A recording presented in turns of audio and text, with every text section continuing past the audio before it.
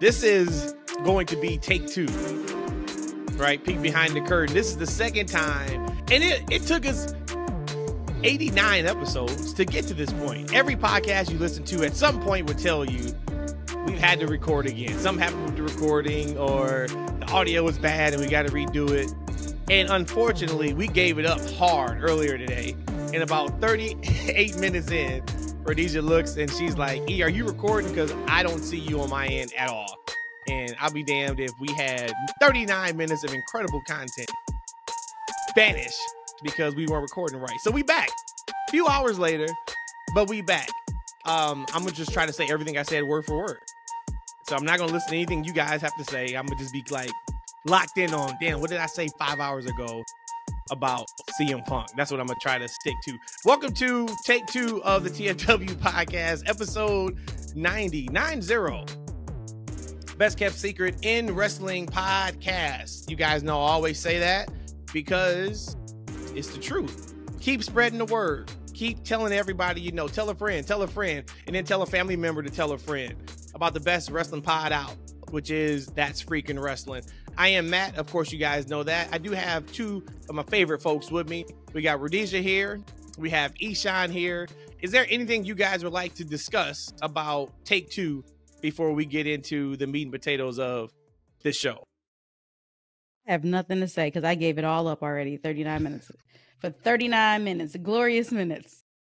You know, I'm a little embarrassed because usually my technology is on point. It's usually the other two. I mean, we be having tech snafus with them all day long. I'm sitting there just fixing it. It's all good. That's what I do. I'm the tech guy of the trio. But I had the issue today, so I blame it under. I've been under attack. My little boy has been sick all week, and they've been snotting the coffin on me all week. So I finally got whatever they got. And you know what's funny? You go to these urgent cares, like my urgent care. I spent $100 in a week on my youngest. Took him on Sunday. Had to take him again 4 or 5 days later. $100, $50 a pop. My oldest gets it, whatever he gets, $50. These tests, they can't find nothing. They can't find nothing. The flu test is 60% accurate, right? They ain't got COVID, supposedly. I guess that's not 100% accurate either. So I didn't bother to go. So whatever they got, I'm battling the same way. But we all good. Let's talk about some CM Punk. Rhodesia's favorite wrestler. My favorite wrestler. I am glad you are fighting. I'm glad you are fighting through, sir. We appreciate it. And I didn't even say how it happened or what happened. But I'm glad that you understood and said, hey, it's on me. Microphone wasn't right. He was like, all right, I'm going to go out and come back in. When he came back in, it was a wrap. He shut everything down, and me and Rhodesia was having incredible conversations. And it didn't matter. He wasn't there. So, where do y'all want to start? Do y'all want to start with SmackDown and the CM Punk promo that I could talk about an hour on alone? Or y'all want to go with Deadline? Where do you guys want to start? Talk about my favorite wrestler. Roman Reigns? No, my new favorite wrestler. LA Knight. That's my second favorite wrestler. My first favorite wrestler. Who's your favorite wrestler? Come on, CM Punk. Let's go. All right, so this is the gimmick we're doing, right? This is what we're going with? Sure. Okay. I told y'all though, like last episode or the episode before that, like I'm done hating on him. I'm like his biggest fan. I am like a CM Punk mark. Let's go. Can you at least like smile and act like this is a real thing then, opposed to just the words? Smiling. I am smiling. See? People on YouTube can see your face. Now, if we were doing just audio, maybe that would have worked. You gotta do a little better job of actually acting the like inflection in my voice, right? About. I gotta sound like, yeah. Let's talk about CM Punk. So let's try it again. Where do you guys want to start? Wonderful promo on SmackDown. Matt, why don't you tell us your thoughts about it? Well, Rhodesia.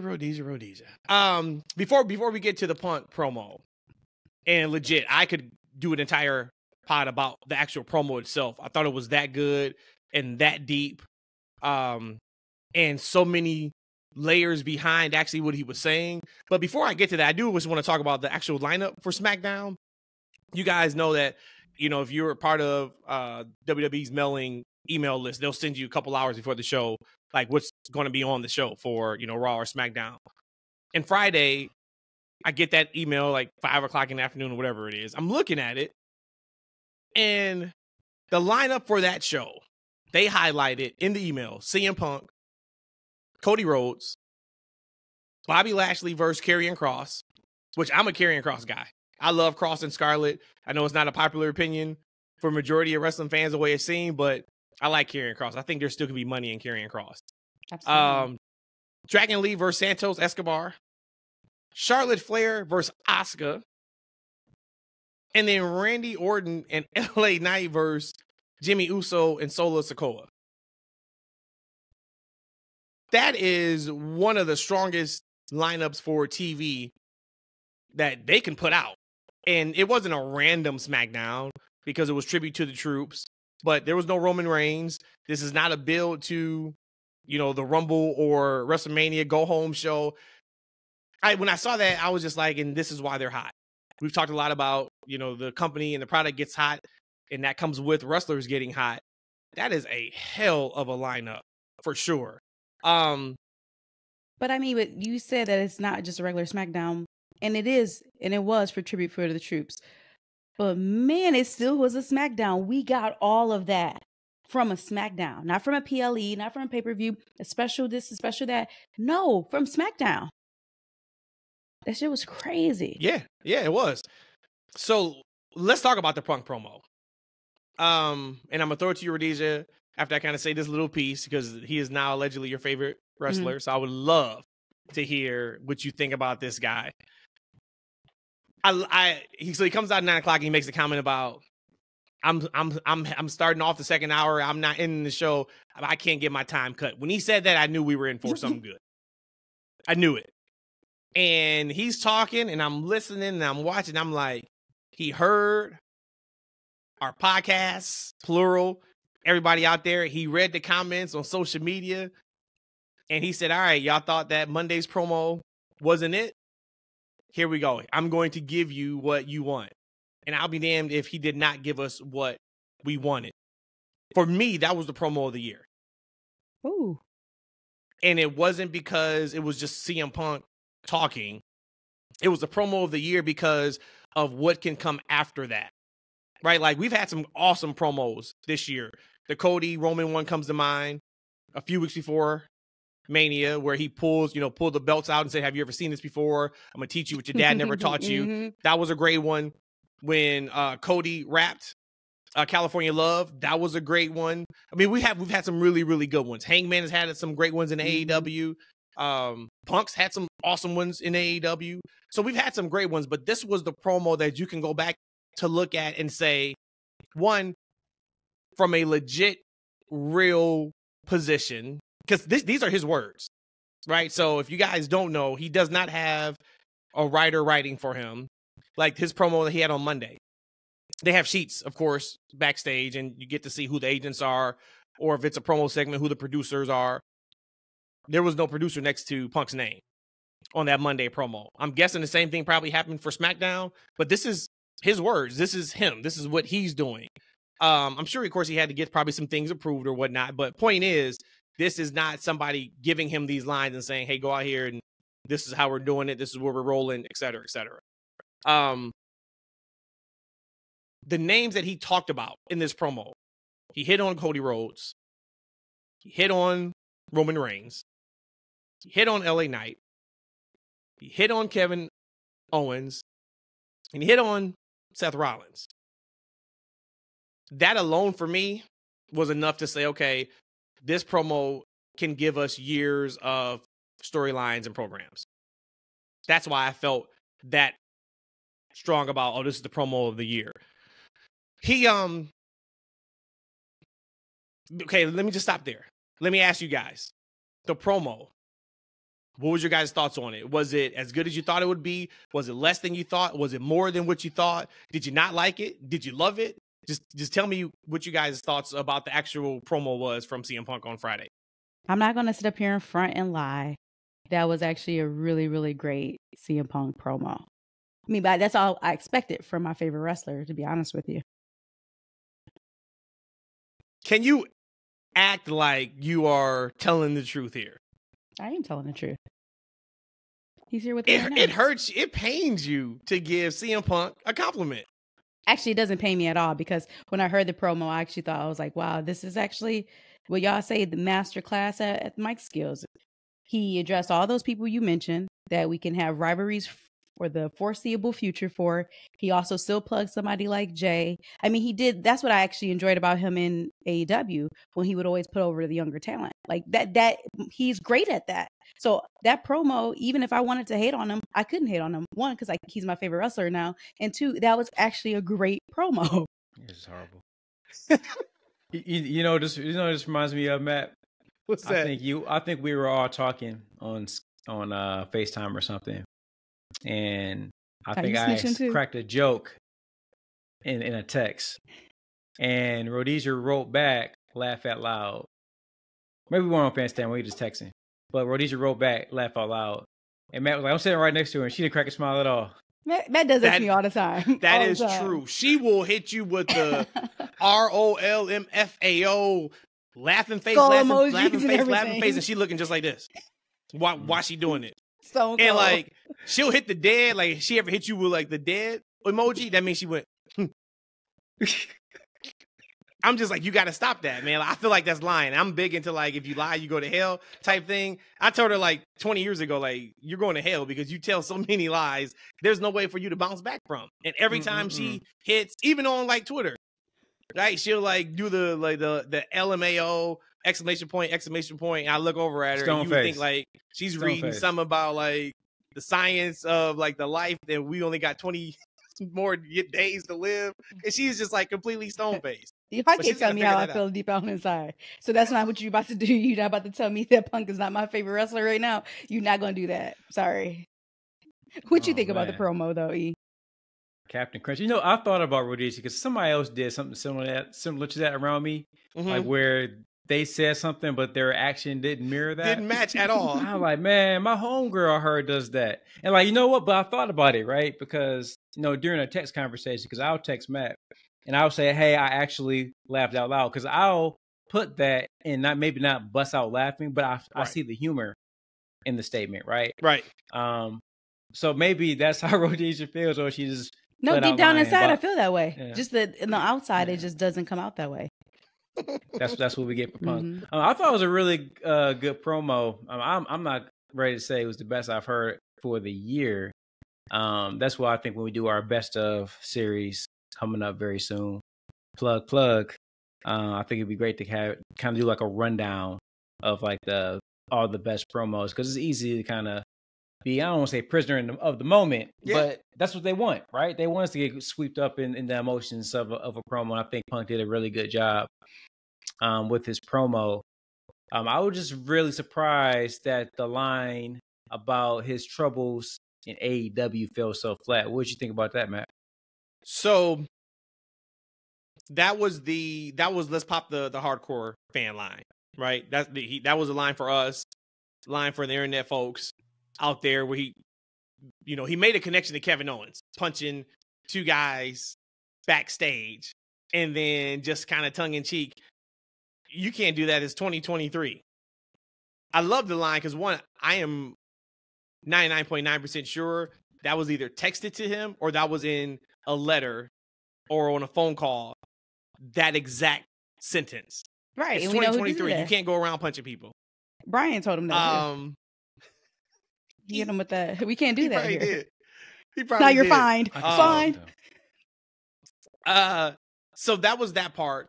But with that, and I saw people online try to say, like, they try to turn it into some like, look, he's washed. The old Punk is dead. He's trying to be the old Punk in WWE and it didn't work. It has nothing to do with that. And of course that comes from just the fans that don't like WWE, which I even got to stop mentioning those people who are just so anti WWE or anti AEW. I'm going to stop even speaking on them because they don't matter. But that line actually speaks to the opposite. The line speaks to that. And as I've said a lot, 90% of WWE's audience doesn't follow AEW. And yes, it was a tribute to the True show. So yes, we had the service people, at ringside and on, the camera angle, and of course shout out and Thank you for anybody who's ever done any type of service for the United States. We appreciate you. So I love to see that. But it fell flat. And it fell flat because they don't know what he's talking about. And more so, I don't think the WWE audience cares either what he's talking about. And now when people see that, that goes back to what I said about his promo on Monday, where I said he said a lot of nothing. He said a lot of something at the same time. And I said that promo was to the WWE audience. It was not to us that know everything and follow every single thing. It was not to AEW fans that are hardcore in the AEW and they may have tuned in to see what he's going to say on the Enemy show. That was to the WWE audience. You haven't seen me here in 10 years. Let me hit real quick of why I had to leave. I'm happy to be back. I love you guys. There are some people here who do not want me back. We'll address them a little bit, but right now it's time to celebrate. Case closed for that Monday promo. That promo worked for the vast majority of WWE only fans because that is the Punk they remember from before. And then this promo here was, okay, now it's time for us to take it to the next level. And for that line to get the least amount of reaction out of everything he said, to me speaks volumes to, yeah, AEW and WWE's fan base just isn't the same. And that's fine. Once again, like, that's the whole point of having competition. If the competition is the exact same on both ends, you know, if it's Coke and Pepsi, we get that. McDonald's, Burger King, we get that. But true competition typically is completely different. When WCW took over and they went onto Nitro and they started NWO, completely different than what WWE was presenting with the cartoonish, over-the-top characters that nobody really wanted to see. And that's why WCW worked. When AEW first launched, they took over because they were completely different than what WWE was at the time. They were much more entertaining than WWE TV. We were able to see curse words. They were more edgy. We got blood back. We got unscripted promos back, right? Mm-hmm. Now, of course, the tables have turned and WWE's product is vast superior to what it was a couple years ago. So it's a little bit harder probably to make that competition or completely be different and still be good at the same time. But that kind of told me all I needed to know in regards to, oh, okay, this fan base does not know what's going on backstage in other wrestling promotions. Yep, they don't know and they probably don't care. Real quick before we leave the promo, I know you mentioned best promo of the year. I would probably give it or understand it as most fulfilling promo of the year because you mentioned the first promo he did, it was more to the WWE universe. For this one was speaking more to us, kind of more the hardcore fan. And to me, I will call it the most fulfilling because it kind of spoke to us in a way where it still wasn't dissing somebody else or dissing another group or really shitting on another company, but you still addressing the fact like, hey, like this would have been tasteful. So if he did with that, those lines that he said to KO about KO saying that you can't just go punching people in the face backstage, it's 2023, I'd have been even okay if he did that on his first promo because it was still tasteful. There's a way that you can still throw a jab at somebody, to me, and still not like completely shit on them or crap on them. But I would say it probably was the most fulfilling promo of the year for me, for my favorite wrestler. Man, I'm gonna have to watch this promo again for the third time because I thought it was a good promo. I just didn't have any of those strong emotions or feelings for it. Maybe I started coming down with something on Friday I didn't know. But again, it was a really good promo. But with that AEW kind of shot, I think it just reminded me, because I think we always talked about it and we always knew, and Matt, you already said it, is how far away AEW is from WWE in terms of just sheer reach. Right? Because like you guys said, like that audience either didn't care or didn't know about AEW and the CM Punk beef. Had no idea what was going on and did not care. And at some point, after Punk was looking around like, oh shit, that fell flat. Like they started giving like that little golf clap, like, hey, okay, we missed something, but let's go ahead and give it up for him. Right. Started giving him a CM Punk chant. But that's why I think that AEW, we'll talk about it a little later on, they need to just really just focus on just doing them and not worrying about trying to catch WWE, do them. I think they got some positives going lately. We'll get to it, but I think I was just a little bit surprised that because I thought it was a good line. I thought it was a good line. I was surprised it fell so flat. Well, and I thought it was a great line because it wasn't, because you said that I know what you meant, but you said the AEW diss. That was more of self-reflection talk. Right, like that wasn't a diss AEW, though. But it was him at AEW. But I think if he would have gotten the mic and said, you know what, I just left a shithole for the last 2 years and I'm back home, the place would have popped. They know what AEW is. But for them to make the connection of, oh, he's talking about himself when he choked out Jack Perry backstage. Oh, he's not talking about KO and what KO did to Grayson Waller and Austin Theory. It was that piece that was a miss. And that wouldn't have missed. Like, say if somebody in AEW would have hit that line on their show, oh, it would have been the talk of the town.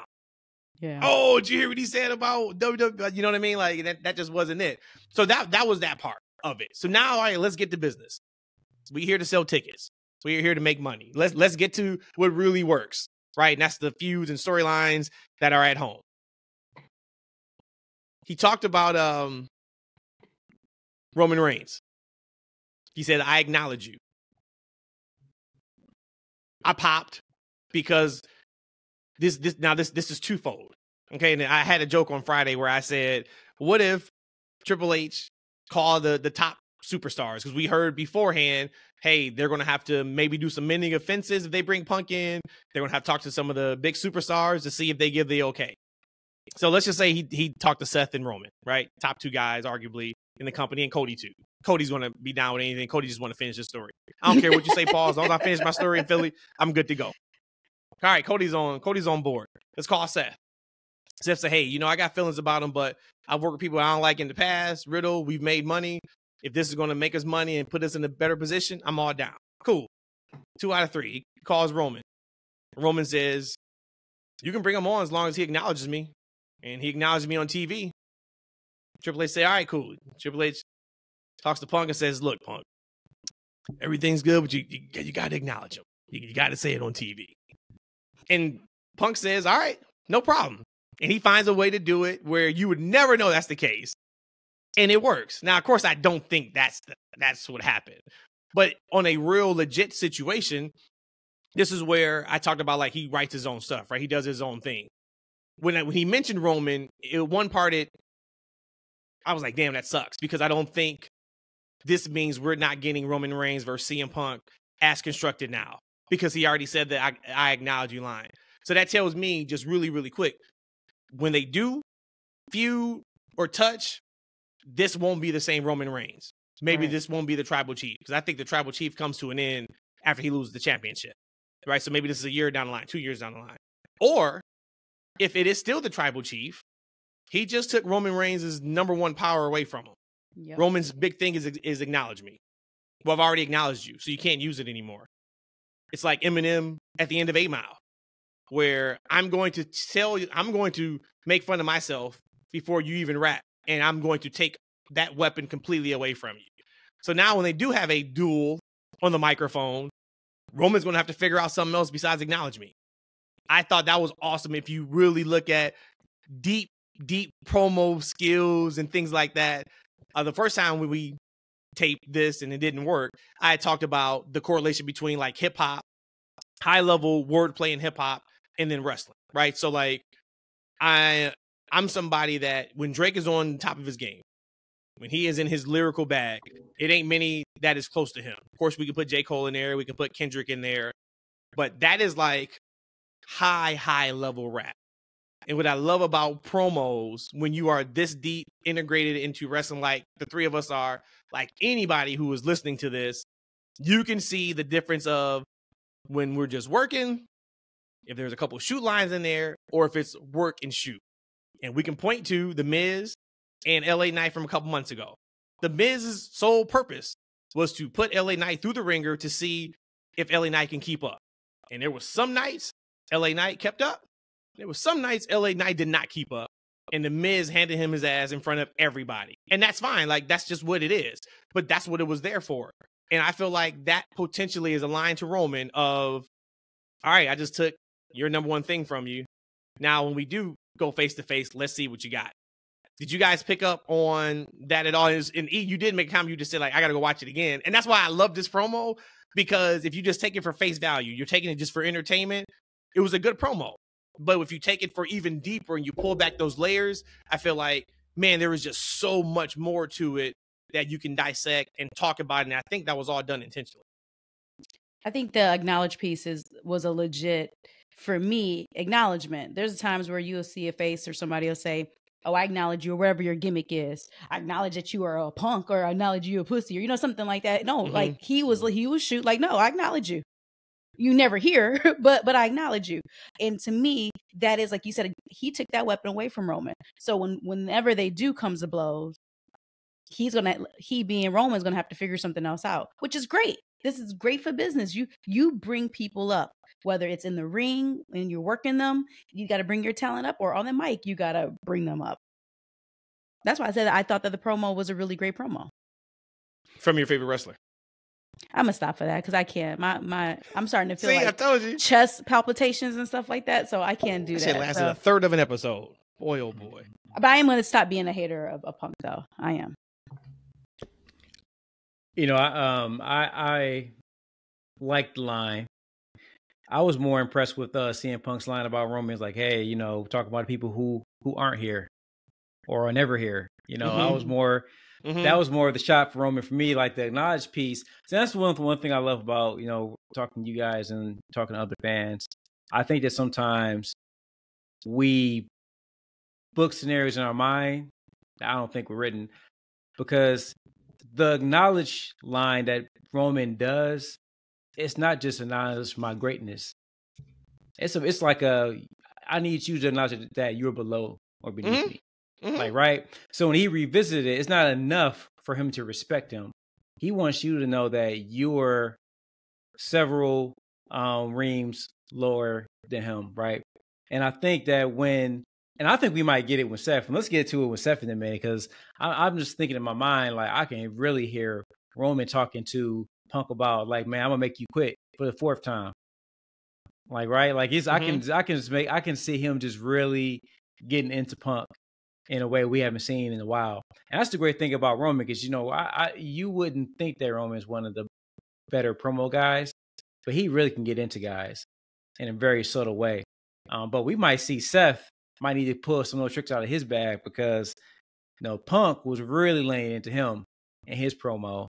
I mean, it was shot after shot after shot when Punk was not addressing, right? He never mentioned the man's name. And in some ways, that's disrespectful. Like, right, I'm going to talk trash about you, and I ain't going to say your name not once, because you know why? Me mentioning your name is beneath me. Like, right? So I think when they step up to each other, it's going to be very interesting, because I would assume that any kind of real life hostilities, they've kind of put those to bed in some ways, right? So they can do business, but it's a little bit there. They can kind of, that history is still there. They can play onto it and really give us some good content coming forward. Because at the end of the day, I still think I'm the best. No matter, yes, we're working together. We could be incredible friends. We could be almost like brothers. I still think I'm better than you, though. Yep. You know what I'm saying? Like, and I go back to the Will Ospreay real quick on the AEW scrum, when after he signed and he sat at the scrum and he got into a mode, you could see it flip in his eyes. They asked him, I think they may have asked him, like, who are you most excited to feud with? And he was in his regular person, and I'm here, I'm so excited, there's just so much talent. And then something happened and he flipped to, I'm the best. I've been the best. I'm coming here. I'm going to continue to show I'm the best. And he even said right afterwards, like, whoa, like, okay, that was a little much. But that's the mindset you have to get into. Yeah. So let's talk about Seth and Punk. Seth, I don't think has said Punk's name yet. When they started, chanting his name on Raw, he said, get out your system. This last time I'm going to give this energy, but I don't think he ever said his name. And Punk never said Seth's name on Friday. And that was probably my favorite part of the promo, because we know that's where we're heading. Because Punk has not even said he's going to Raw yet. He's going to be on Raw tomorrow, and I'm sure that's when, he's going to announce I'm going to be on Monday Night Raw. But he hasn't even said where he's going to be at. And I want to put our platform over, our podcast over, because I've been saying now for almost 6 months about Seth Rollins. Seth is not over as much as his theme song. And there was a line that caught headlines. It was all over social media when he talked about Seth. He didn't say his name. He just talked about how there's somebody who's not happy I'm here, and there's somebody else. They're not even the man in their household. And that line got a huge response. Oh, that didn't mean anything to me. That was like when LA Knight made a comment to The Miz about, if you can't handle business with your wife, tell her to call me. I can see through that. That's a line that you had pre-written and you knew you were going to hit. The line that got me, though, for me, the best line in the entire promo was the line he said immediately after. And the line was, after he said that, they started singing Seth's chant. The crowd did, his song. And Punk says, that's about all he's got is that song, so keep it up. We're off to the races. That's an organic comment to what we've been saying, and I've been saying specifically for almost 6 months now. That is what Seth has. If you take Seth's music away, you're left with his outlandish costumes and a hell of a wrestler, a goated wrestler, a Hall of Famer if he stops tomorrow. But after that, who is he and what is he? And that's the connection that is still missing with the majority of fans to Seth Rollins, is we don't still know who he is to gravitate to him. And Punk zeroed in right on that and hit him right between the eyes in that promo. Now, I still think it was respectful. It wasn't the only thing you are is just this theme music. Other than that, you're nothing. He didn't go that deep. He did enough because he's a face. And this is to your point, E, about Seth's got to be careful, because if Seth keeps going down just the road of, you're going to leave, you're a quitter, you're going to leave. And if Punk says, well, while I'm here, I take your championship, and you see I don't leave and you're left with nothing, then what? How do you boo that as a fan? You can't. So Seth's got to be careful, but I'm sure they'll figure that out. Because I do think this will end up being face for face. I don't think you turn Seth heel yet before like Mania with this. But that was my favorite thing, just because I'm like, I agree 100%. No, I would hit him with the bad when he said I wasn't the man in the house. Oh yeah, that'd have been it. And then I'd have stomped on you in that second line. Sorry. Oh, the Rhodesia just came out. Big time. Damn. See, look, your real feelings came out, and see that you were passionate. That's what we want. That's what we need from you. I'm sorry, Punk. Poor Punk. I'm sorry. Poor Punk. But no, I'm with. I think they were all equally disrespectful in a lot of ways, because they're all somewhat true. Yeah. Right? Like, Becky is the man in the house. Like, that's her gimmick name, and she arguably might be more popular. Like, right? Yeah. She might be the more popular wrestler in that household. So she is the man in the house, right? And, you know, I know we've been talking about it, especially Matt, been talking about Seth in that song for quite some time. But I think as I've been on the internet occasionally, a lot of people have been talking about that as well. So that's definitely something that's been out there. So you think about all these kind of things about Seth are kind of playing in the background, and CM Punk's like hitting them with them hard. Like, I don't know what really Seth has to come back at him. I feel like CM Punk is just going to eat this man alive on the microphone. And not saying that Seth is a slouch on the mic. He's not. He can carry a 30-minute segment. He's been in the ring for a very long time, cutting promos. But CM Punk's on another level. And if he's going to keep hitting them those little jabs like that, I don't think Seth will come back. But, I do remember when he was feuding with Riddle, they kind of did like a little spoof off of a UFC incident with John Jones and Daniel Cormier. Did I say his name right? Yeah, DC, yep. Right. He like, hey, Riddle, you still there? Yeah. Like yeah. I forget actually what he said, but this was a whole little, and like, I didn't know. And Riddle said, "What'd you say?" He said, "You heard me, bitch." Let's go. That's the Seth we need. Yeah, that's the Seth we need. That's the Seth we gonna get. This laughing Joker Seth, this ain't gonna work. Like the Joker is gonna be gone. It's gonna be Seth, right? You're gonna see more of Seth the man, and I think you're gonna see more of his interaction like with Riddle. That might be kind of heelish. Right, to get so personal, because because CM Punk hasn't really gotten that personal, right? He's just, kind of regurgitating what the low hanging fruit. Saying. Yeah, you know what I'm saying. But if Punk started getting personal, right?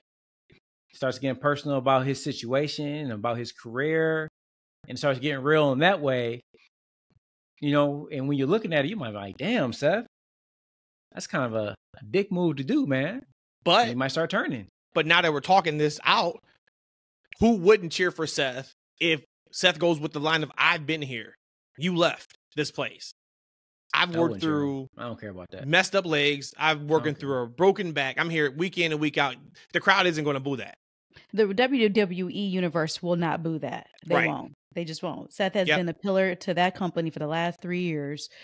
Just mentioning Riddle, Rhodes, Finn. I mean, they had to give him that consolation prize at the title, and I'm calling it that. And that's kind of disrespectful in a sense, because of all the work he's done.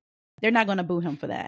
I mean, he's next level. Big Daddy not all the way here, but I know we spoke about it. Didn't we just say in multiple promos and feuds with other top guys that they were kind of cheering them over Seth? Mm-hmm. Didn't we say that with Drew? We said that with Jimmy. We said that. So the universe, boo Seth. They're not booing Seth. So so it's a thin line between boo, right? So if I cheer somebody else and I don't cheer you, I mean, that's not booing though. What's the difference though? There's completely, like, right? There's a whole either psychological whole difference. There's a whole big difference about somebody booing so somebody and nobody reacting. You mean tell me if another man comes into my house and my kids start cheering that man instead of me, you think I'm not going to feel a certain type of way? That's a loss. I'm not saying that you're going to feel a different way. No, I'm saying but actively booing. That's completely different passion. Kind of like Rhea and Zoe at Survivor Series. Zoe wasn't getting booed up into the program with Rhea, but when they got in the ring, they started actively booing Zoe. That's when it's like, oh, okay. If it's different, you just laid out when she's on her offense and you're quiet, or you're just super cheering for Rhea. But when the boos start to come, that's when it's a different game. And I don't know if the crowd would actively boo Seth. The only time somebody actively, and I'm about to get passionate again, the only time they actively booed was when they booed Rocky at WrestleMania 17 and over Hogan. Okay, I'm gonna come back down. That's the only time I ever see somebody actively boo the person they weren't supposed to boo for. But let's bring it back to the context though that we're missing is that I said that if Seth starts making this personal, right? And kind of, you think about what Drew's doing. Like Drew's kind of being real and he's being honest, but the way he's going about it is heelish. Like, right? I wouldn't boo Drew. So, but I can argue with you that's not the case. I can argue what he's doing is not heelish. We could have that argument because what has he done that's heelish? Like he didn't cost Jay the title. He jumped Jay after the match. You know what I'm saying? Like, but that's why I enjoy the Drew character. I don't know if there's like super money in like the tweener character. Like you got to make it. All right, where we at? Either you gonna be a face or you gonna be a heel. We got to have that. But I could argue and just say no. He's just somebody who was just fed up because he ain't been apologized to and he's getting screwed and he's standing up for himself. I don't think that's what Punk is gonna be doing to Seth on the mic or vice versa. I think that I think what Punk needs to do, he needs to go down low. And I think that sometimes when you go too low, you can come off like an asshole. Now, some people may not boo that, but I mean, honestly, though, I mean, that's kind of if you got to go low like that in order to come up, that's not necessarily admirable traits, to be honest with you. So it should be heel worthy, but it may not, it may not turn the crowd against them, but you know, that's not befitting of a hero to take that low of a route. I'm so here for it, man. Like I am here for it. We should see Monday, of course, if they have any type of interaction. Maybe they wait and pull this off a little bit, but we'll see. The other interaction, we can move on from Punk after this, that I was like, damn, was after his promo where he says basically, you know, do I go in the Rumble and throw 29 other people and, you know, go for a championship? Cody goes into his locker room and says, so you want to be champion, huh? You got to go to the Royal Rumble to get it? And Punk's like, yeah. He's like, interested. And they shake hands and they leave. And I was just standing there or sitting there and I'm just like, damn, that felt like a first time wasted opportunity in WWE. I understand because there was the implication of the Rumble. So I get why they did the backstage, but to get Cody and Punk in the same screenshot at the same time, I just felt like, man, I wish it wasn't just in a random backstage segment. Like give me that moment either in the Rumble or live in the ring and there's something to it. You know, but whatever. But that was the other part of him mentioning Roman. I was like, okay, we're not getting this anytime soon. Right. I felt that way, that outside of them engaging with each other at the Rumble, we're not getting this anytime soon either because of that. Same. Isn't it funny though? Like Cody and Punk 2.5 years ago, they were at the rival promotion hotter than WWE was. And now here they are in WWE, not in AEW. It's just, it just goes back to just like the cycle of wrestling and how quick momentum can change and how things can change. Because if you see that, you just say, imagine if Cody and Punk was still in AEW with the ascension of Swerve and Ospreay coming in. You know what I'm saying? It's just like, it's a completely different world. And they're not there. And we know that there's so much more that H has done and the creative team as far as having the talent there, booking and writing for them. But like you said, there's no coincidence that Punk and Rhodes was over at AEW at their height. And now they're also at WWE during this cycle of WWE's height. I'm not discrediting everything that everybody else has done, but it's still something. You got two heavy names in WWE. That's not lost on me at all. Yeah, I absolutely agree. It's just funny that those two big names in WWE, right? You think about Roman, you got Roman, who's a character in his own way. Cody's like this number 2 guy. CM Punk got to be, based on like these ratings he's been getting, he got to be like their number 3 guy. He got to be up there, right? Got to be. 2 guys. And it's a sliding scale between the 3 of them. Yeah. And these are 2 guys that just left AEW TV. Like they could have had, they had at one point 2 of the hottest wrestlers in the world on their roster. And I think they're better that they left to go to WWE. I don't think they would have hit their stardom or popularity while being on that brand. And also, I guess, as I'm saying that, it's dawning on me like, damn, I mean, CM Punk can mention a situation with AEW and they can just fall flat in front of their crowd. So that's just showing you how many people just don't know that company. So they couldn't possibly get the exposure or reach the eyes that WWE has, right? So that's just, again, just shows how far away those 2 companies are. And I wanted Ospreay and WWE for that exact reason. That exact reason. That's why Jade is there, right? Yep. I guess, what is it, a 40, 50-year head start? It would do that for you. And AEW is on national television weekly, 3 times a week. And it's still that big of a discrepancy of just the knowledge of, hey, there's another wrestling promotion here that you can watch.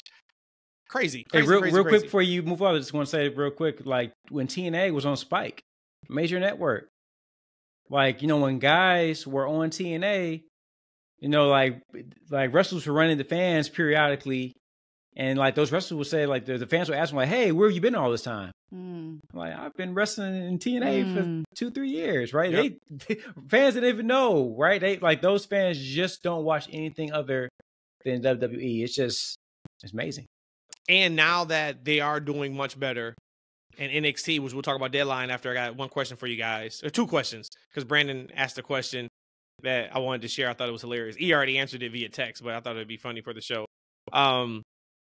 They're kind of checking all the boxes because that Deadline show was great last night. So if your developmental third brand is doing great, your top 2 shows are doing great. You're kind of getting your fill where you need to. The last thing I wanted to bring up is sometimes I'll say is nitpicking, but it's not nitpicking because if one company does something that I feel like is a miss or I should bring it up. Everything just can't be Skittles and rainbows. Was it just me or did you guys have an issue with what Randy Orton said to Nick Aldis about LA Knight before they teamed? I don't know what he said. He was? Yes. So I don't know I don't know who the guy is. Yes. Do I have a problem with it? No, because that's like Randy. To me, that's his character. Like, who is this guy? So I don't have a problem with it. But tell me how you have a problem with it, because evidently it probably bothers you. Yeah, because it didn't make sense. So LA Knight is arguably your hottest wrestler on your television show. You cut a promo last Monday on Raw and you spoke to storylines. Mm-hmm. You knew her name was Mommy. You knew what Dom's been doing. You know Judgment Day's been running roughshod. You said that out of your mouth. But then you show up on SmackDown, which is where you signed to get to the bloodline. But you showed up on SmackDown, and now you're telling me you don't know who the hottest wrestler is on this brand? That didn't make sense. Now, if he said that, that's fair. And LA Knight was a heel, that's cool. That's not a nitpick. That's a slight. legit. That's contradicting. You can't tell me that you know about this over here, but you don't know this guy. But you tagged with him, here. and then you put him over. Yeah. Like now, there was a little bit of friction at the end of that match.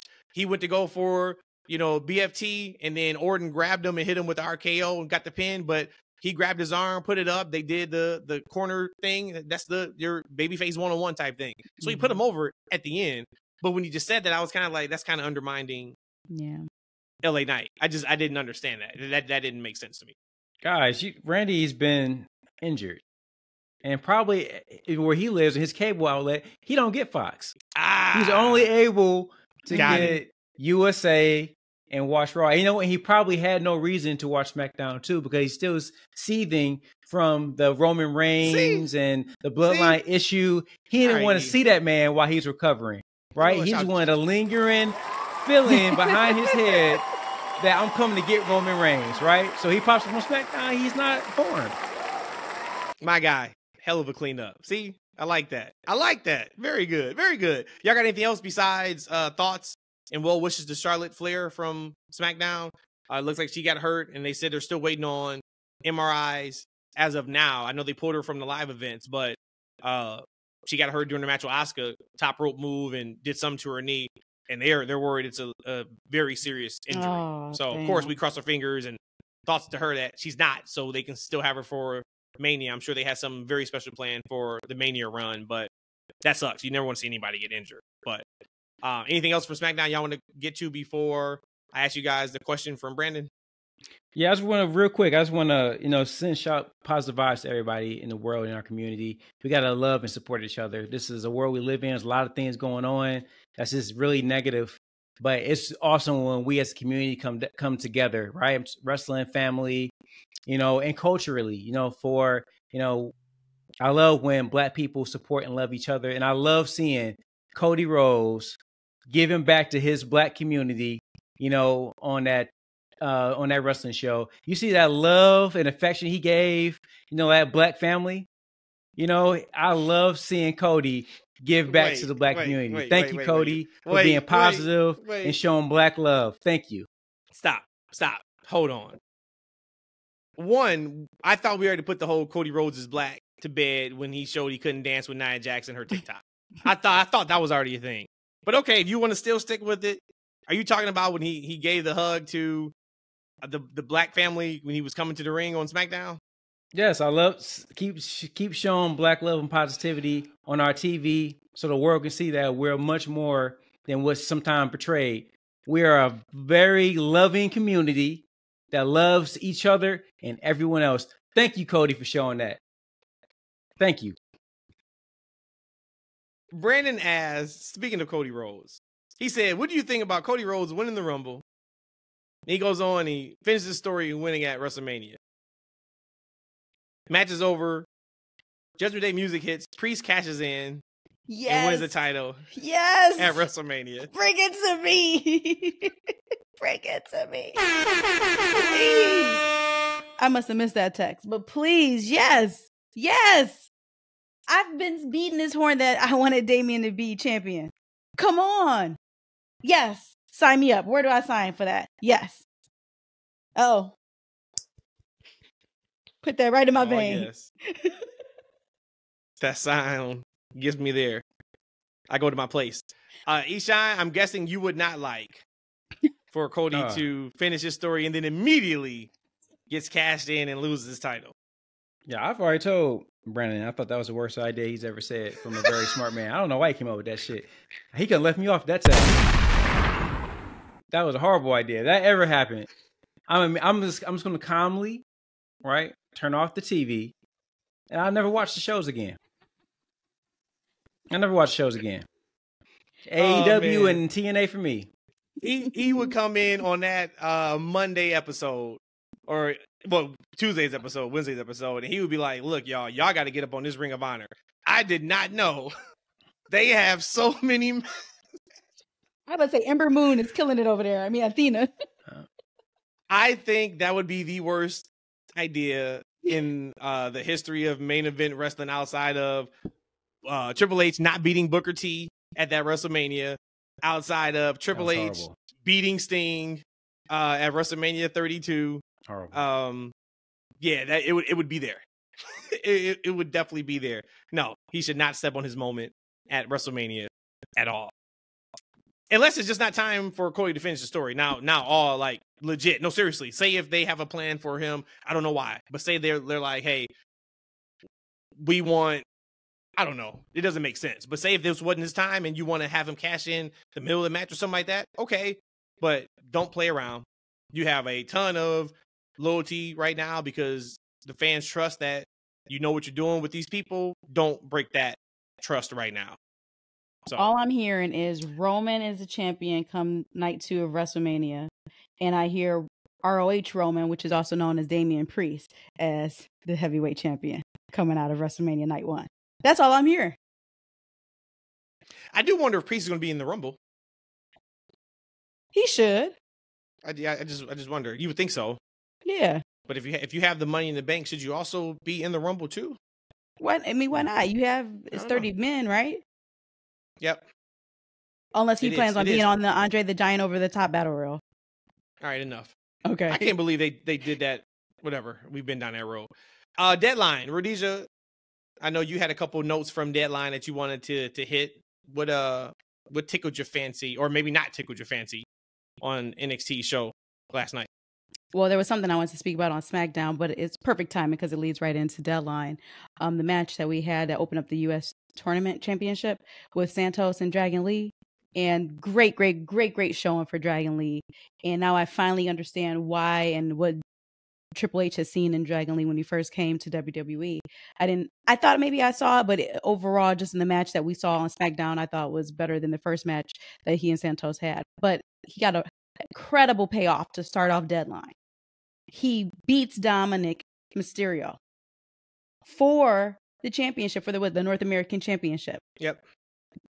The match to me, well, first off, Deadline overall, 2 thumbs up. Like you mentioned, how are you the third brand or the promo, well, not promo brand, the developmental brand, and you still killing it like this? Like everybody that I saw on that screen, and again, vast difference and stark difference from what we were a year and a half ago with NXT to now. But everybody that you see on there, they have it. They do. It's just a matter of now keep developing them to bring it all together. They all have it. Like everybody I saw last night or on Deadline, to me, no one was like, you was just there.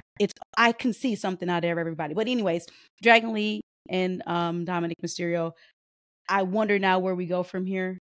You know, we're leading up now into the Royal Rumble time. Dominic doesn't have his championship. Overall, I was really hyped about that match. Did y'all two get a chance to actually watch, and your thoughts on that? Thought it was a really good match. I'm becoming a bigger Dragon Lee fan the more I see him. I had kind of a problem with his gear, to be honest with you. I think it was like the little tonsils or whatever it was on his boots I didn't like. I don't know. It just rubbed me the wrong way. I really on want his to shoes, see the man. Yeah, I don't know. I have this weird thing about like certain people in their gears, but I really enjoyed it. Also, I really enjoyed Dom. I think Dom's really coming to his own. I know you guys were particularly crapping on him in his in-ring work for like a long time. Maybe it was Matt. But I thought Dom looked real good in the ring as well. So love Dom, becoming a bigger fan of Dragon Lee the more I see him. Don didn't have it. He didn't.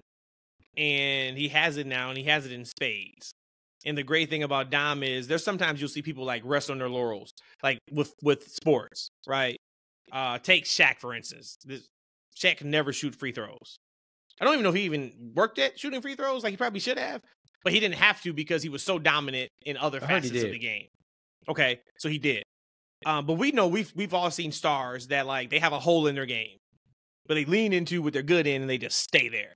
Right? Even in wrestling, there's some people who are incredible promo guys, but bell to bell, they aren't the best. They 2.5 star wrestlers at best, or they're incredible in the ring and they can't speak to save a lick, but instead of working on promos, they're just going to keep adding moves to their repertoire. And with Dom, he didn't have it to the point where I was like, this may just not be for him. You know, there were some people before the heel turn was like, send him down to NXT. And I'm watching and I'm like, no, because he's not bad in the ring. He just doesn't have it. Like there's a difference, you know, and he's got it now. So I am, if I knew him, I would say, dude, I'm so proud of you, man. Like he has been a legit workhorse for the WWE this year. Think about how many times we've seen him on NXT, Raw, SmackDown, and becoming better and being confident and having his look. When he came out yesterday, I was like, man, he's got it. And I didn't even think about who I thought was going to win or not. And to you guys' point about Dragon Lee, I'm so happy it's working because it is working. If you look at just now his reactions from the live crowd compared to a month and a half ago, night and day. Rhodesia, you brought up the Deadline, how great Deadline was. Mm-hmm. I was listening to Shawn Michaels. He had an interview on Busted Open. And two things that he said, and I was like, damn, I wish everybody understood this. He said, the first thing he said was, Shawn makes sure that the writers have something for everyone, so nobody gets lost. He said they have a board, and it's, okay, what are they doing? And of course, you can't get everybody on weekly, but what are they doing? What is their story? What are we telling with them? And they make sure that everybody has something. That's massive. That's huge. That's how you get everybody hot. And that's right there is just so noticeable. I didn't see that, but that was so noticeable just even in the Iron Series challenges, the Survivor challenges, the men and the women. They were produced so well, and both matches told two totally different stories. But it wasn't a situation of where is such and such, where is such and such. Everybody was booked and positioned well. And actually, I love this card. I wanted to try to address mostly all the matches, but I'll go pretty fast. But it felt that way. It felt like everybody had their own little universe. And now we're taking a glimpse into the look of their little universe. It's not just somebody that's just pushed over to the side. Everyone had a purpose in this whole utopia. Even going down to like the Carmelo Hayes and Lexis King match. That story that they told in that match, that, you know, in the end, Lexis King, he did that just so he can get a match on PLE to get some exposure. How freaking sweet is that? But hey, I wasn't the one who jumped your boy Trick. I'm just let you know that. But like just down to that kind of stuff, that to me makes sense. And I have to say this. I thought Lexis King looked phenomenal. Like, I know y'all probably like, oh, come on, Rhodesia. He looked great in the match. He reminds me of such an old school wrestler with his pace and tempo and his knowledge. Like, he's not going to do anything super crazy. He did one kind of fast, high-flying move. But other than that, he's going to just do hard, aggressive. Reminds me of FTR type. Maybe they help train him down in AEW. But I really like the showing big time of Lexis King. And it could have been also too who he was in the ring with. What's your thoughts about that? Any feelings change about Lexis King? Right before I give my comments on King and Carmelo, I just wanted to say that, you know, Vince Russo used to preach that about booking, to have something for everybody. That was part of his Crash TV. He wanted to have everybody have like a storyline and something to do. And I think Vince McMahon was kind of somewhat against that at some point. He's like, well, we just need to focus on the major stars. But Vince Russo was like, no, like the lower card guys need to have something to do. Everyone needs to be able to contribute. So I love that Sean said that. But I actually like the match, Carmelo and King. You know, like I said, I was a little surprised that, you know, some people on this podcast, I don't remember anything today. I'm not lying. I don't know which one of you guys said it. I know Matt hates King. I don't know why out the gate. He cut a good promo, and Matt was already, you know, pulling his pants down on him, pooping all over him. But King is going to be, as I said, is going to be just fine. Like Melo was going fast, and you can tell that King was trying to keep up as best he could. Because Melo was moving fast as hell in that ring. So you got to have some good cardio to go with that man. But I think King did the best he can. As I said, like, yeah, I don't have anything negative to say, but I think his backstage, his little video promo he had on Tuesday was pretty good. I like what he had to say after the match. I thought his match was just fine. The one thing I did like about this match, and there was another spot that was similar in the main event with the NXT Championship, is that there's like some struggle spots where things don't look clean. Like right now, I'm the biggest guy to where I don't like when spots look like it was obvious that like a spot went wrong. Like, right. Like, and it looks like a dance to me. Like, that's the difference. Like when it's a dance and someone messes up, it's very noticeable and it's ugly. But when it's like a struggle, when it's like there's a fight, right? Because like, when you're someone's fighting, this doesn't look smooth. It doesn't look sweet. It looked like these dudes are tussling. Like it doesn't look like they're working with each other, right? And there's a couple of spots in that main event and in this match where, you know, things didn't look like it went as planned, but based on the struggle of the match, it kind of made sense in that moment. It didn't look, you know, jarringly bad. But I like the match. I thought King did well.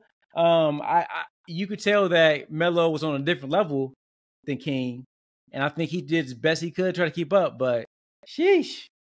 But no, he did good. Only thing I have to say about that match, the match was fine. Whatever. And to your point, E, yes, this is still developmental. But I probably could find a spot in 90% of the matches where I'm like, that's nope. You were there too soon. Nope, you were there too soon. Nope. But we're not here for that. The only thing I have to say about Lexis King is what's on the outside that he's portraying is not what's on the inside. And I'll just leave it at that. He's going to have to figure that part out. You love the line of him saying, "Hey, I didn't attack Trick. I just wanted to be put on the PLE, and you gave me that. Thanks." That was given to him. That's a story. Now you need to project your image to what this shows: your new haircut, your teeth, your gimmick, your swag, veneers, right? That has to come from here, and he's light years away from it coming from here inside. Ooh. But he's got time because he's in NXT. Real quick though, I don't think he's that far. I think that's just where I don't think he's as far away as you think. I'm just not counting on him being like a main eventer, but I did get a kick out of him with the braids, like the braided style. And he's trying to dap up Melo, like, "Hey, look, man, we cool, man. We got the same hairdo, man." He's trying to end racism too. Hey, look, for real. Like, hey, I went to the same girl, man. She hooked me up too, man. Look, see, we cool. I got a trip out of that, man. I think he's coming across as a very like swarmy guy, like, right, just swarmy and just fake. And I think he's doing his job. I think he's doing just fine though. I like what he's doing. I think LexisNexis. Oh my God, that's an agency. LexisNexis is an agency. Nexus? It's an agency. Anyways, Lexis King. Lexis King, I think is just fine. I will pop for him. One thing I would say, and this is with the most due respect possible. Like, I want to say this before I make my comment and after my comment, just so my words are not misconstrued. Carmelo needs to go to the main roster. When I see him, and I know part of him is trying to play this whole. I think everybody believes 10 toes down. 10 toes down. Yeah, I think everybody believes.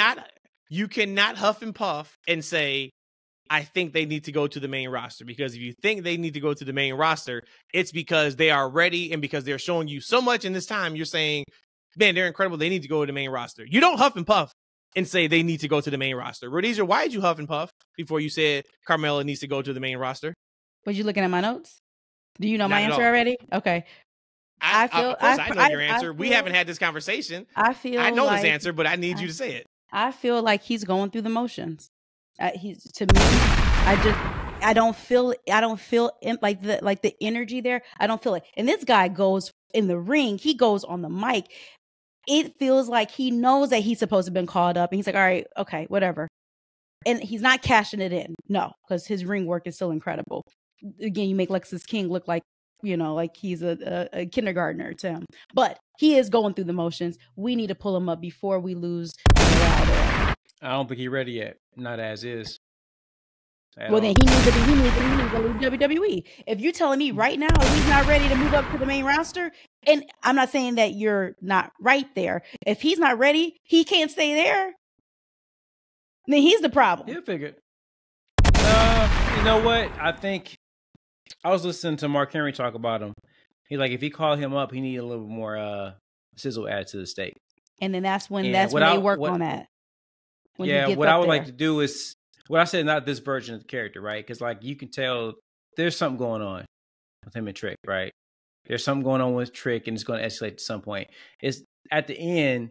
It's not going to be sweet. Whatever's happening with him, it's not going to be sweet for both of them, right? So I like to see what the next version of his character is, because like this is the transition from either him turning on Trick or Trick turning on him, right? So once he gets to that place he needs to be before they feud, that's when I'll take the is he ready yet? I need that character, right? Not this transition character, because I kind of feel like signs are pointing towards that Melo has something to do with Trick being taken out of that match originally, right? Absolutely. So that would mean he's kind of that means he's a heel. And right now he's trying to play like, oh, what me, Trick? We all good. We fam. You know what I'm saying? He's trying to do that, right? When he get to like, yeah, Trick, like, it was me, Austin. It was me all along. I'm having a hard time doing it. Son of a bitch. Right. Once he gets to that, all right, let me see him do that character for a little while. And then I'll make my evaluation like, okay, this character is ready for the main roster, but not the transition character he's playing right now. But let me just ask this question before Matt goes. I thought we were all aligned that we said a year ago, maybe not a year ago, about half a year ago, Carmelo was ready for main roster. You're saying that he's not ready for main roster. No, I think you guys said that. I didn't. I think you need a little more on that mic. I think that if they, at that time, Trick brought what Melo didn't have, which is like some of the personality, the mic stuff. Because like Carmelo's not bad on the mic. He's just not, he's it's a little more oomph. And I think Trick gave him that oomph, right? He had the sizzle. Trick had brought the attitude and that mic work. So if they're going to go alone, Carmelo need to bring it out of himself.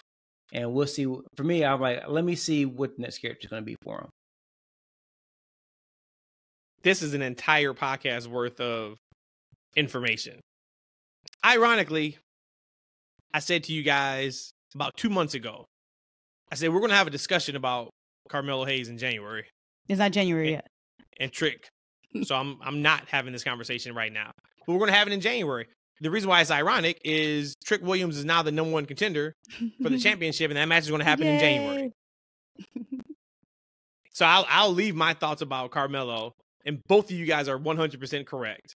And it's the same reason why both of you are 100% correct. What we talked about back in April was Melo has nothing more to do on NXT, so call him up. It wasn't just that, hey, he is crossed every single thing he needs to do, send him. That was more like Bron Breakker, kind of like, all right, Bron, maybe they just don't have a spot for him yet, but he needs to go. And he still needs to go. But Melo was more of, damn, he's done everything. All right, like let's get him up there now. Trick is the hottest wrestler in NXT right now, and it's not even close. On the male side, I can maybe argue a couple of the women. Mel, he's the hottest for sure, and he showed it last night. I loved both of those matches. One of the things I wanted to say was the Survivor Challenge match. I would love to see that on the main roster with main roster talent. I think that is one of the best gimmick matches, original gimmick matches that I've seen in wrestling in a long time. And the timing is great. Timing is great. And that's why. Yep. That is a shoot 25 minutes. Yep. We know there's plenty of times where they say the Rumble is 90 seconds or whatever they lie about. And they play with the times. If somebody missed their mark or we're running short, hey, I know we say it's 90 seconds. This person's coming out in 42 seconds. We'll just hit the 10, 9, 8. Nobody cares. Everybody chants it and they're good to go. Here, you see that clock. There is no manipulating that clock. And for those guys, Bron and Trick and everybody involved, to have that finish happen the way they did, I'm like, and these guys are people who are in developmental that are hitting their times like that. The women did something separately. Yeah, they had a 15-second buffer to play around with. But if anything happens in that guy's match, a slip, a botch move, anything, the finish is jacked and there is no coming back from it. So we got it. So, respect to that. Other thing too, I was watching the referees. Back to Eshaun. Second thing he said that I absolutely love was he said that he believes, look at my balloons. He said, Bully asked him about referees. Where's your stance, Eshaun, on making sure the referees don't look dumb? They still have the type of authority they're supposed to in the ring. They're actually doing their job. And Sean said that's a big point for him. He's still trying to, because this is modern, so he's trying to not rely on the same old school tropes of why the referee was distracted and didn't see the interference, or why he didn't count the way he was supposed to. He says, so it's like Community, where they figure out, okay, this is a spot that needs to happen. How can we make sure the referee doesn't see it and still doesn't look stupid in the process? How do we make sure we get from point A to point B? And I love that, because I've complained a lot about refereeing in other companies where I'm like, so now we just break the rules and we've been outside the ring for 35 seconds. It's supposed to be a 10 count, but we're just going to act like that's okay. So you talk about the referee piece, and then you talk about, hey, making sure that all of our talent have something. And of course the ring work has to come with it, but that's your recipe for success. That's why NXT is so good. That speaks to just the whole thing about your talent having purpose. Mm-hmm. Mm-hmm. Your refs, it's part of this production as well. Your refs as well should have their own as well. Again, not as much as your talent, but yeah, that's important. That's really important. Yep. The only thing I would nitpick from the Iron Men challenge, and the women smoked it. I thought the women, it's hard to say. I was going to say I thought the women's was better. They still may have been a little bit better. But the men's really picked up when Braun and Trick got going. Mm-hmm. That was when it really picked up. But the nitpick I have, and this is one of those like, man, that can't really happen. The spear that Braun gave to Trick with like 2 minutes left in the entire match through the barricade, he's out the match. But that's what we thought. That's what we thought. I think that's why they booked it that way. They thought that he was out. Braun came in the ring and had 3 pins in 45 seconds from a spear. Mm-hmm. Now this guy, after wrestling, takes a spear through the barricade. He pops back up and he gets 4 victories or pinfalls. Nah, that's we got to figure out a little bit better way to protect Braun's finish than that. You can't just pop up after that. But that was like the only nitpick that I had.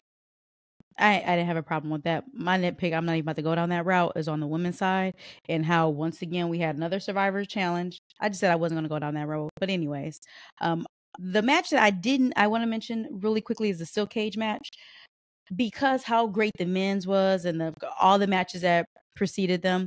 I thought that match was just kind of there, kind of a gimmicky match. Izzy, I don't know her name, Izzy Demi, did an interference. I'm not too familiar with her at all, so I apologize to that woman. But I just thought that match itself was just a little kind of just underwhelming. Did you feel the same way about that steel cage match as well? I was trying to hurry up and get through the show. I actually skipped that match. I didn't think that. The main event, I know you didn't ask about the main event, but they had that in the co-main spot. I thought the main event was just like a typical WWE style match. With Ilya and Baron?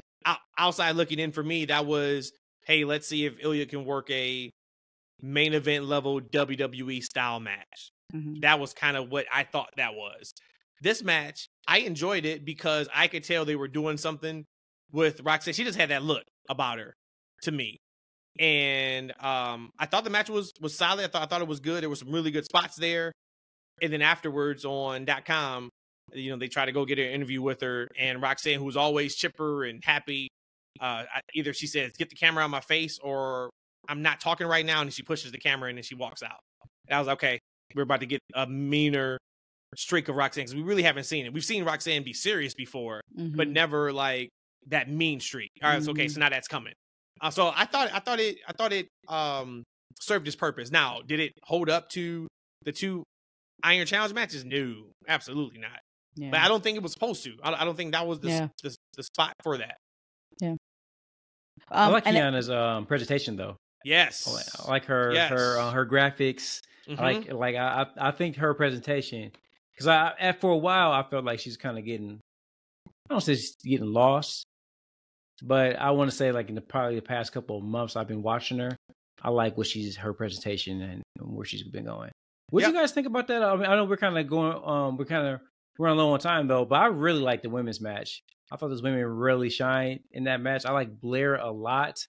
Lash is looking like a monster. They building her beautiful. up. And she looks beautiful. Man. Her gear, she had WrestleMania gear on. I'm like, look at her. Look at Lash. So y'all know me. I know Lash is my type. You know, I love me some dark skinned women. Tall, beautiful, built like a brick house. Beautiful woman, but she's powerful too. And I thought Kaylani. Yeah, she looked really good too. Had some really nice spots. I think everybody did. I think everybody looked great. But that's the point of those matches. Like, everybody should be better than what they came in at. Yes, you can only have one winner, but it's possible for everybody to get over. And even in that match, there were some clunky spots, but okay, but whatever. Because this is what it's supposed to be in terms of developmental. And that's why I said, like, I think that match was better than the men's match to me. But the men's match, with just how Trick came out of nowhere at the end to win it, that's kind of like what you remember from the show. But from like minute 1 to minute 25, the women owned it. Yeah, and that's the other part too. So like, you watch and you say like, damn, they did a hell of a job putting this match together. Yeah, because like you got to time it once again. Yeah. It is a hard set 25 minutes. It is a shoot 25 minutes. And there was a one spot, I think toward like the 21 minute mark, where they started going and like just hitting big move after big move after big move. And it's like, okay, we got to still have time because like it was a couple big moves and then it was like 2 that had to go to the box. So it's like, all right, we gotta account for this 90 seconds that's going to lead to the finish. It's just that's a match where you got to sit down, probably similar to like the Rumble, and map it out completely. And then say, okay, what's going to work? What can't work? Will work? And Sean said too that this was maybe because he had something to do with it. I'm not sure. Like one of his like most favorite like gimmick matches that like they do now is this. So I'm thinking he has something to do with it. But after watching it, I can see. I wasn't like really super high on the show like going into it. I knew it would be good, but I was like, okay, I'm gonna watch it because I want to talk about it on the pod. But like, say if I didn't do a pod, I don't know if I would have watched it, make sure it was like appointment viewing. I'm glad I watched it because they smoked it. And I think that was the first time I ever saw a double pin when Lash first came in. Yeah, did a double pin. That was like the first time. I'm like, yo, this is pretty I don't know if that's entirely legal too. I don't know because I thought that for a second. Like, yo, can you do this? I thought they get. I think their shoulders both got to be on the mat. I don't know. Yeah, whatever. No, that's what it's supposed to be. It works though. But also what it works, I'm like with Rhodesia, like I felt like the Trick coming back at the end. Like, so normally I'm with you, Matt. I don't like that. Like I get what you're saying. Like when Brian knocked him through the barricade, Trick should have been out for much longer than he was, right? But I kind of liked him kind of coming back out of nowhere, you know, with the win. I mean, maybe because I'm invested in the character, so I was happy in seeing him win. But no, it's not as bad as what was that one AEW spot we watched years ago? Was when Frankie Kazarian got power drive, you know, through the table into the concrete outside, and then like 2 minutes later he got back up and hit the finish. Yeah, I won't say it was as bad as that, but it was on that level. But I didn't mind. Maybe my investment in the match and the outcome was a little bit higher on that one. And that's what you need though. Like, you know, you want to get people invested into the match to want to see people win or lose, right? So I was invested in seeing Trick win because at the end of the day, I'm thought like, man, Trick getting his ass whooped. He ain't got no wins. Yep, he was taking. He took multiple pins, man. He took multiple pins. So for him to kind of come back at the end, that was a pop moment for me. I love that they had him come back out at the end of the show just to kind of show the face to face, and then then Mello comes out, and then they cut immediately.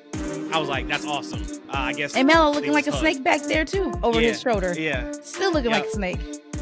So the story is great. Mello at the end. Yep, they've been running up this story for a couple months, and I'm confident that they're going to stick the landing. We talked last show about the devil, and we'll talk. I guess we'll table it because we're already an hour and 20 in. We'll table it for Wednesday's pod because I want to talk about now Hangman is a possibility of being the devil. So now you got another person added to that. And we just kind of talked about the Warlords and the Roddy Strongs and the Adam Coles of the world last pod. Now we're adding Paige, and how it may be hard for them to stick Tony that landing because there's so many people involved. Matt's the devil. Rhodesia's the devil. Brad is the devil. My boys are the devil. So yeah, we got everybody's the devil. And then I know you want to talk about the tournament too, and just kind of maybe how that's translating on AEW TV. I didn't get a chance to watch Collision yet, between watching the NBA, mid-season tournament champion game and then boxing fight, which I could have skipped. The boxing, holy hell, that was horrible. Devin Haley killed it.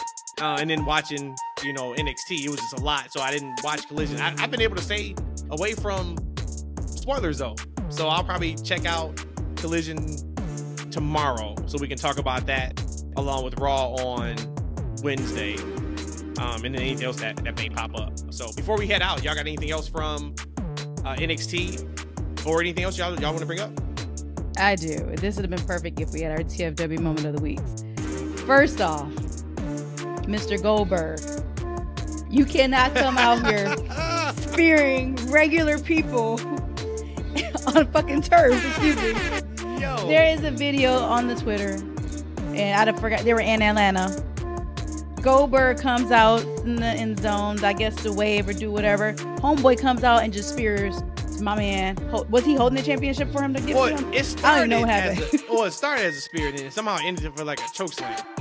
Like Goldberg, he stuck it, brought him up, and then laid him out. Like he's a Goldberg regular guy. I'm available. I ain't going to Saudi no time soon. Tony Khan gave me a call. Let me come out here to the Atlanta Falcons game. I will press charges on Goldberg if I was my man. Sorry to that man. I will be pressing charges on Goldberg. So Goldberg, we can't do that because I'm positive. Taking an unprotected spear choke slam on a football field is nuts. Oh my! Hopefully my man have like padding on his back or something. Like if you haven't seen it, check it out. It's on our Twitter. That's FNW. You can see it on there. But I saw that, I was like, man, he just doing anything at this point. Damn. That's all I got. E, what you got? Peace, love, and hair grease, show. All right. We out of here then. Thank y'all for listening. Hey, this is take 2, right? So I think we did a pretty good job of bringing back the energy and the Graps talk on this second time. You put together the first pod and this pod is the longest pod in history that we've ever done. So it is what it is. Thank y'all for listening. Like I said, we'll be back on Wednesday to talk some AEW, talk Monday Night Raw. Excited to see the CM Punk segment on Raw and see if they can follow up the right way from what he did on Friday. And then, actually, too, we typically tape to where we can't watch NXT. NXT's going to be strong this week, too, coming off that PLE. It is a lot of wrestling to consume. So we are out of here. Thank you guys for listening. As always, we love you guys. We'll see you on Wednesday. Peace.